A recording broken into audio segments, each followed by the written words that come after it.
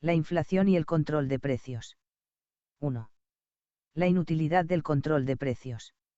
En un régimen socialista la producción es completamente dirigida por las órdenes del órgano central de la producción.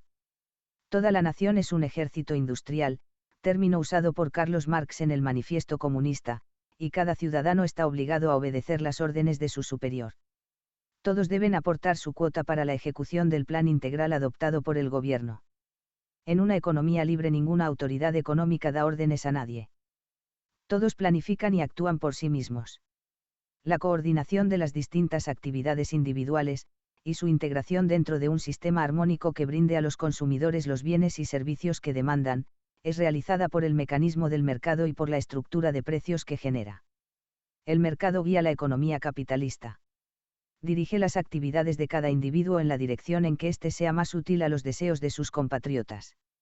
El mercado, y nadie más, ordena todo el sistema social de propiedad privada de los medios de producción y de empresa libre, y lo maneja racionalmente. No existe nada automático o misterioso en el funcionamiento del mercado.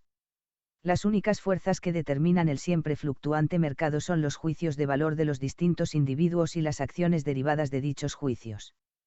El elemento fundamental del funcionamiento del mercado es el esfuerzo que cada hombre realiza para satisfacer de la mejor manera posible las necesidades y deseos de sus semejantes y los propios.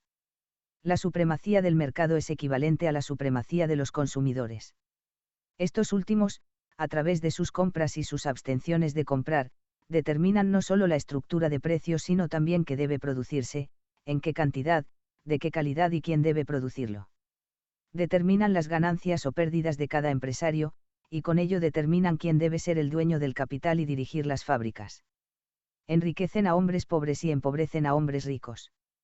El sistema de ganancias y pérdidas consiste fundamentalmente en producir lo necesario, ya que las ganancias solo pueden obtenerse si se tiene éxito en brindar a los consumidores los bienes que desean, de la mejor manera y al menor costo. De lo expuesto surge claramente cuáles son las consecuencias de la intromisión gubernamental en la estructura de precios del mercado. Desvía la producción del destino que los consumidores quieren darle y la dirige en otra dirección. En un mercado no manipulado por la interferencia gubernamental prevalece la tendencia a expandir la producción de cada artículo hasta el punto en el cual una mayor producción no sería rentable por ser el precio de venta menor que los costos.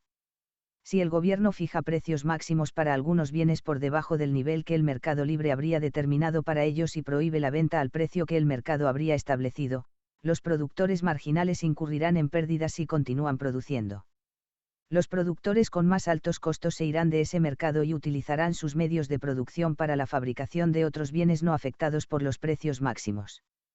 La interferencia gubernamental con el precio de un bien restringe la oferta disponible para consumo.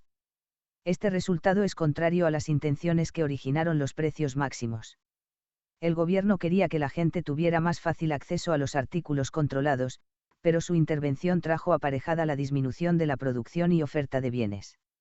Si la desagradable experiencia no enseña a las autoridades que el control de precios es inútil y que la mejor política a implementar es la de abstenerse de cualquier intento de controlar los precios, tendrían que agregar a la primera medida, que solo fijaba el precio de uno o varios bienes de consumo, decretos adicionales. Surgiría la necesidad de fijar los precios de los factores de producción requeridos para la producción de los bienes de consumo controlados, y nuevamente la misma historia repetida en un plano más remoto. La oferta de aquellos factores de producción cuyos precios han sido limitados disminuye. El gobierno debe, otra vez, ampliar la esfera de sus precios máximos. Debe fijar los precios de los factores de producción secundarios, requeridos para la producción de los factores primarios. De este modo, tiene que ir cada vez más lejos. Debe fijar los precios de todos los bienes de consumo y de todos los factores de producción, tanto de los materiales como del trabajo, y obligar a cada empresario y a cada trabajador a continuar produciendo a estos precios y salarios. Ninguna actividad productiva puede excluirse de esta fijación completa de precios y salarios, y de esta orden general de continuar la producción. Si algunas actividades fueran dejadas en libertad, el resultado sería un traslado de capital y trabajo en su dirección y la consecuente caída en la oferta de bienes cuyos precios fueron fijados por el gobierno. Sin embargo, son precisamente estos bienes los que el gobierno considera de suma importancia para la satisfacción de las necesidades de las masas. Pero cuando se llega a un estado de control total de las actividades económicas, la economía de mercado es reemplazada por un sistema de planificación centralizada, es decir, por socialismo. Los consumidores ya no deciden qué debe producirse, en qué cantidad y de qué calidad, y son reemplazados por el gobierno. Los empresarios no son más empresarios, han sido rebajados a la categoría de gerentes comerciales dependientes del Estado, o Betriebsführer, según los nazis, y tienen que cumplir las órdenes del órgano central de dirección de la producción. Los trabajadores están obligados a trabajar en las fábricas que las autoridades les han asignado, sus salarios son fijados por decretos de las autoridades. El gobierno es supremo. Determina las ganancias y el nivel de vida de cada ciudadano. Es totalitario. El control de precios es contrario a sus propósitos si se limita solo a algunos bienes. No puede funcionar satisfactoriamente dentro de una economía de mercado. Los esfuerzos por hacerlo funcionar necesitan la ampliación de la esfera de bienes sujetos al control de precios hasta que los precios de todos los bienes y servicios sean regulados por decreto autoritario y el mercado deje de funcionar. La producción puede ser dirigida por los precios establecidos en el mercado a través de las compras y abstenciones de comprar de los consumidores, o puede ser dirigida por las oficinas gubernamentales. No existe una tercera solución. El control gubernamental sobre algunos precios solo arroja como resultado un estado de cosas que es considerado absurdo y contrario a su propósito por todos, sin ninguna excepción. Su resultado inevitable es el caos y la tensión social. 2. El control de precios en Alemania. Se ha afirmado reiteradamente que la experiencia alemana ha probado que el control de precios es factible y puede obtener los fines buscados por el gobierno que recurre a él. Nada puede ser más erróneo. Cuando estalló la Primera Guerra Mundial, el Reich alemán adoptó inmediatamente una política inflacionaria. Para prevenir el inevitable resultado de la inflación y el aumento general de precios, recurrió simultáneamente al control de precios. La muy elogiada eficiencia de la policía alemana tuvo bastante éxito en el control efectuado para que estos precios máximos se respetaran. No hubo mercados negros, pero la oferta de bienes sujetos al control de precios disminuyó rápidamente. Los precios no aumentaron, pero la gente ya no estuvo en condiciones de comprar alimentos, ropa o zapatos. El racionamiento fue un fracaso. Pese a que el gobierno redujo cada vez más las raciones asignadas a cada individuo, solo unos pocos fueron lo suficientemente afortunados para obtener la ración que les estaba destinada. En sus esfuerzos por hacer funcionar el sistema de control de precios, las autoridades ampliaron, paso a paso, la esfera de bienes sujetos al control. Una actividad tras otra era centralizada y pasaba a ser dirigida por una dependencia del gobierno. Este obtuvo un control absoluto sobre la totalidad de las actividades de producción vitales. Pero ni siquiera esto era suficiente, si otras ramas industriales permanecían en libertad, por ello el gobierno decidió ir más lejos. El Plan Hindenburg tuvo como objetivo la planificación total de la producción. La idea era confiar la dirección de todas las actividades económicas a las autoridades. Si el plan de Hindenburg se hubiera llevado a cabo, habría convertido a Alemania en una nación completamente totalitaria. Se hubiera hecho realidad el ideal de Otmar Spahn, el campeón del socialismo alemán, que consistía en hacer de Alemania un país en el que la propiedad privada existiera solo en sentido legal y formal, mientras la realidad mostraría que solo existe la propiedad pública. Sin embargo, el plan Hindenburg no se había terminado de ejecutar cuando el Reich se derrumbó. La desintegración de la burocracia imperial barrió con todo el aparato de control de precios y socialismo de guerra. Pero los autores nacionalistas continuaron ensalzando los méritos del Zwangswirtschaft, es decir, de la economía compulsiva. Era, afirmaban, el método más perfecto para instaurar el socialismo en un país predominantemente industrial como Alemania.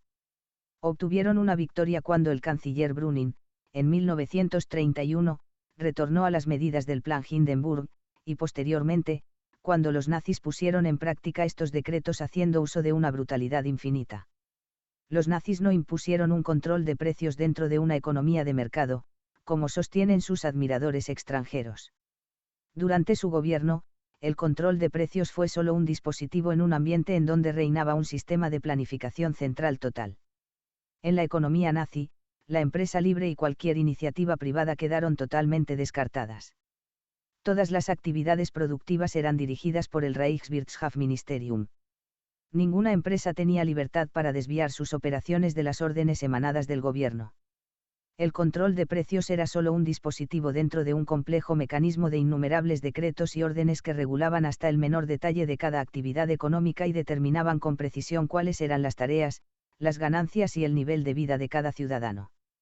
La dificultad que mucha gente tuvo para entender la naturaleza misma del sistema económico nazi fue el hecho de que los nazis no expropiaron abiertamente a los capitalistas y empresarios, y no adoptaron el principio de igualdad en las ganancias que los bolcheviques aplicaron en los primeros años de gobierno soviético y luego descartaron. Sin embargo, los nazis removieron totalmente de la conducción a los capitalistas. Aquellos empresarios que no eran judíos ni sospechosos de ser liberales o de tener ideas pacifistas conservaban sus posiciones en la estructura económica. Pero virtualmente eran empleados públicos que percibían un salario y estaban obligados a cumplir incondicionalmente las órdenes de sus superiores, los burócratas del Reich y del partido nazi. Los capitalistas obtenían sus dividendos, reducidos en una parte considerable. Pero, al igual que otros ciudadanos, no tenían libertad para gastar más que las cantidades juzgadas adecuadas por el partido, de acuerdo con su posición y rango dentro de la escala jerárquica. El sobrante debía ser invertido según las órdenes del Ministerio de Asuntos Económicos. En realidad, la experiencia de la Alemania nazi no refutó la afirmación de que el control de precios está destinado a fracasar dentro de una economía no socializada totalmente. Los defensores del control de precios que alegan que su propósito es preservar el sistema de iniciativa privada y empresa libre están totalmente equivocados. Lo que realmente hacen es paralizar el funcionamiento del dispositivo conductor del sistema. No se puede preservar un sistema destruyendo su nervio vital, por el contrario, se le da muerte. 3. Falacias populares sobre la inflación. La inflación es el proceso mediante el cual la cantidad de moneda aumenta considerablemente a espaldas del mercado. El principal medio del que se vale la inflación en Europa continental es la emisión de billetes de curso legal no convertibles. En Estados Unidos la inflación se nutre fundamentalmente de los préstamos que el gobierno obtiene de los bancos comerciales, como también del incremento en la cantidad de papel moneda de diferentes tipos y de monedas divisionarias. El gobierno financia su gasto deficitario a través de la inflación. La inflación tiene como consecuencia una tendencia general hacia la suba de los precios. Aquellos que se benefician con el flujo adicional de moneda pueden aumentar su demanda de bienes y servicios vendibles. Si las restantes variables permanecen constantes, este aumento de la demanda debe provocar un alza de precios. Ninguna filosofía o silogismo puede evitar esta consecuencia. La revolución semántica, que es uno de los rasgos característicos de nuestros días, ha oscurecido y distorsionado este hecho. El término inflación es usado con un sentido diferente. Lo que la gente llama actualmente inflación no es inflación, es decir, un aumento de la cantidad de moneda y sustitutos de moneda, sino el alza general de precios y salarios que, en realidad, es la consecuencia inevitable de la inflación. Esta innovación semántica es peligrosa y requiere nuestra atención. En primer lugar, no existen más términos disponibles para referirse a la inflación, entendida esta como lo que antes significaba. Es imposible combatir un mal que no se puede nombrar. Los estadistas y políticos ya no tienen la posibilidad de recurrir a una terminología aceptada y entendida por el público cuando quieren describir la política financiera que combaten. Deben realizar una descripción y un análisis detallados de esta política, mencionando todas sus peculiaridades y brindando explicaciones minuciosas cada vez que desean referirse a ella, teniendo que repetir este molesto procedimiento cada vez que hacen referencia a este fenómeno. Al no poder asignar un nombre a la política que incrementa la cantidad de moneda circulante, el problema persiste indefinidamente. El segundo mal es causado por aquellos que realizan intentos desesperados e inútiles para combatir las inevitables consecuencias de la inflación, es decir, el aumento de precios, ya que disfrazan sus esfuerzos de manera tal que parecen luchar contra la inflación. Mientras enfrentan los síntomas pretenden estar combatiendo las raíces del mal, y al no comprender la relación causal entre el aumento de la circulación monetaria y de la expansión de crédito, por un lado, y el alza de los precios por el otro, de hecho, agravan la situación. Los subsidios son el mejor ejemplo. Como ha sido señalado, los precios máximos reducen la oferta porque los productores marginales incurren en pérdidas si continúan produciendo. Para evitar esta consecuencia, los gobiernos ofrecen frecuentemente subsidios a los granjeros que operan con costos más elevados. Estos subsidios se financian con una expansión del crédito adicional. De este modo, la presión inflacionaria se ve incrementada. Si los consumidores tuvieran que pagar precios más altos por los productos en cuestión, no existiría ningún otro efecto inflacionario. Los consumidores podrían utilizar solo el dinero que ya había sido puesto en circulación, para efectuar esos pagos adicionales. Por eso la supuestamente brillante idea de combatir la inflación a través de subsidios provoca, en los hechos, más inflación. 4. Las falacias no deben importarse. Actualmente, casi no existe necesidad de abordar una discusión sobre la leve e inofensiva inflación que, en un régimen de patrón oro, puede ser resultado de un gran aumento en la producción de oro. Los problemas que el mundo debe enfrentar hoy en día son los referidos a los desbordes inflacionarios del papel moneda inconvertible. Tal inflación es siempre consecuencia de una deliberada política gubernamental. Por un lado, el gobierno no quiere reducir sus gastos.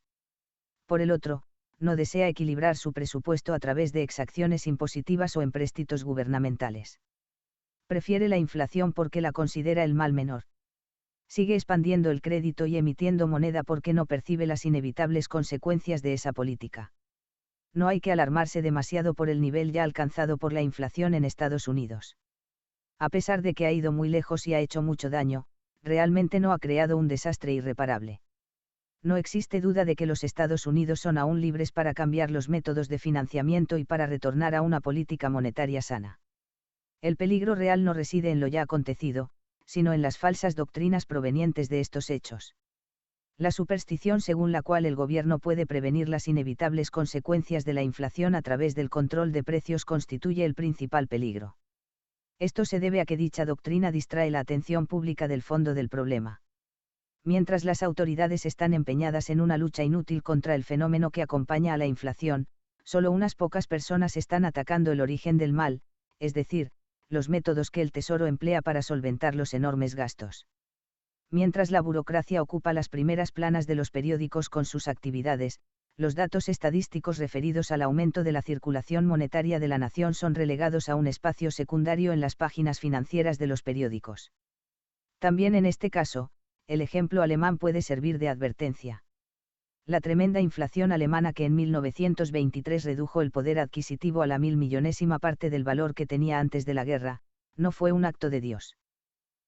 Hubiera sido posible equilibrar el presupuesto alemán de posguerra sin recurrir a la emisión del Reichsbank. La prueba de ello está dada por el hecho de que el presupuesto del Reich se equilibró sin dificultad apenas el gobierno se vio forzado a abandonar su política inflacionaria por la quiebra del Reichsbank. Pero antes de que esto sucediera, todos los supuestos expertos alemanes negaron obstinadamente que el aumento en los precios de los bienes, en los salarios y en las tasas de exportación e importación tuviera algo que ver con el hábito gubernamental de derrochar sin medida. Para ellos, la culpa solo era de aquellos que obtenían ganancias. Defendieron la observancia absoluta del control de precios como si fuera la panacea, y llamaron deflacionistas a aquellos que recomendaban un cambio en los métodos financieros. Los nacionalistas alemanes fueron derrotados en las dos guerras más trágicas que registra la historia. Pero las falacias económicas que empujaron a Alemania a cometer sus abominables agresiones aún perduran, desafortunadamente. Las falacias monetarias, desarrolladas por profesores alemanes como Lexis Sinape y llevadas a la práctica por Havenstein, presidente del Reichsbank durante los años más críticos de la inflación, constituyen aún la doctrina oficial de Francia y muchos otros países europeos. No es necesario que los Estados Unidos importen estos absurdos.